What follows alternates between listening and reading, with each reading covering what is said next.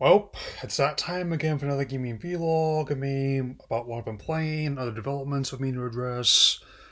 I've been, and now that's finally time, especially given one of the titles I'm going to be addressing. So let's begin.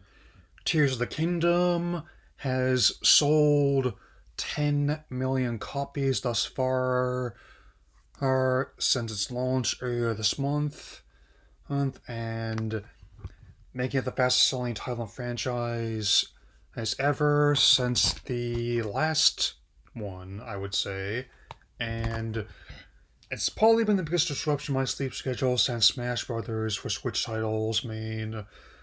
Just I'm only just now starting to scratch up some of the story. I've just been building stuff mainly and figuring out the puzzles as well. And I'd say that my expectation of being a Game of the Year contender has already been met. Your move, Final Fantasy 16. Put your money where your mouth is. On a less pleasant note, there's been some very badly botched PC port launches, with notable offenders being Last of Us Part 1, which somehow launched looked and ran worse than the PS3 version did. Star Wars Survivor, which I'm actually looking forward to, and Redfall. Not really that hyped for, but it's still highly it's a bit of a mess that ended up to that state. And that last one in particular ended up putting more pressure on Bethesda and Xbox for Starfield to succeed. And hopefully it works out because they got an uphill battle on their hands either way. And I guess I'll try to survive on Xbox system play it on, and maybe after release some updates. But I'm actually kind of glad I don't have the system just yet in hindsight. So tomorrow is a PlayStation showcase, which I might look at depending on what's in it. June is gonna be an Xbox presentation in lieu of their presence at the now canceled 2023 E3.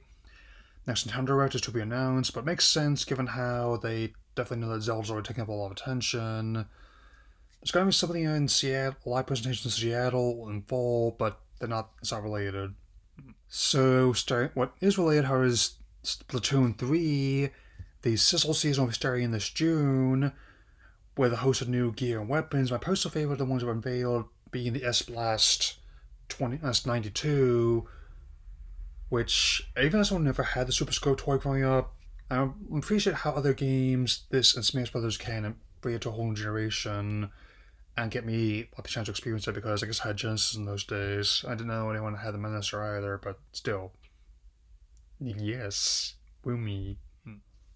On a less pleasant note, they have functionally killed the promised PvE update in Overwatch 2, effectively making it would be no different than the existing Battle Pass, which is not great, and angered at players in the process. I was actually thinking about trying the game again once this went live, but now it's not happening, so I'm not going to. And I'm not really buying the response either, so we'll see how this turns out. If there's no blowback, they walk back the decision, so we'll see. On the PlayStation front, and I already talked about Ghostbusters, so talking about legacy titles I have that the PSP is getting some love this month, with 3 titles that I'm actually enjoying many different reasons, like Blade Dancer and Ninja Light, a perfectly mid RPG. It's no Crisis Core Final Fantasy VII, but not a whole lot is. Pursuit Force, an early action title of the system, which is cheesy fun, even though some of the later missions are quite tough, factoring all the combat and the driving. Seven Vigil Logan Shadow, the latest entry of my Chronicles of, I guess I like Siphon Filter now. Tomb Raider Definitive Edition, and it's definitively decent gameplay, though I still think the characterization and story are actually quite middling. I sincerely hope that Embrace Crystal Dynamics make this series and Lara fun again, whatever they have planned next. Let's skip the Crawl family drama and get back to what makes it work.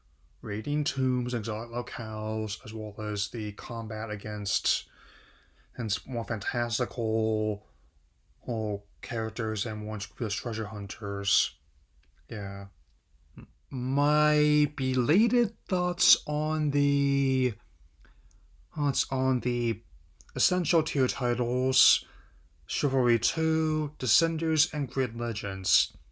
I all think they're fine, even nothing to write home about. June will mark 1 year since the big revamp happened, and hopefully there'll be something good to celebrate that. Well, I mean, especially since I'm not sure where the direction is with the legacy titles, and especially given how there's a bunch of them they've got in their back end, but not a whole lot have actually been sent out yet. Lastly, the first three Super Mario Advance games are coming to Game Boy Advance Online, which is just in time digital release of the hit movie. Especially good given how the fourth game, which is their version of Super Mario Bros. 3, and the Superstar Saga were part of the early lineup, which coincided with the movie coming out in theaters, so that's definitely good synergy there, I'd say. I will be talking about this game when I go live, so don't worry about that. I've just been waiting for some kind of refresh. But again, I don't even mind that they've taken their time, as well as this recent delay for the update Scarlet and Violet and the home update, because I've been spending, as previously mentioned, lots of time with Zelda, and I guess I'll know how many hours when I check my login next. That'll be all for now. See you all again soon. Take care, everyone.